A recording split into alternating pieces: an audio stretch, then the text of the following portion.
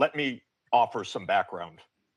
Since 1947, the United States foreign policy has repeatedly employed force, covert action, and political manipulation to bring about regime change in other countries. This is a matter of carefully documented historical record. In her book, Covert Regime Change, political scientist Lindsay O'Rourke documents 70 attempted U.S. regime change operations between 1947 and 1989 alone. These practices did not end with the Cold War. Since 1989, major United States regime change operations undertaken without authorization by the Security Council have included, among the most consequential, Iraq 2003, Libya 2011, Syria beginning in 2011, Honduras 2009, Ukraine 2014, and Venezuela from 2002 onward. The methods employed are well established and well documented.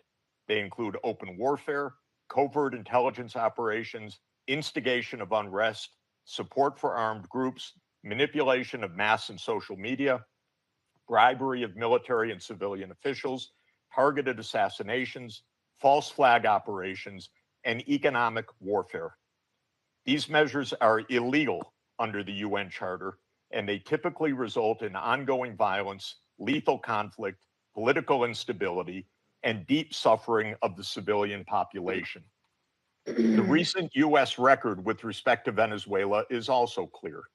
In April 2002, the U.S. knew of and approved an attempted coup against the government.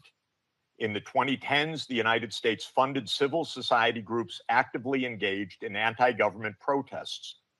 When the government cracked down on the protests, the U.S. followed with a series of sanctions.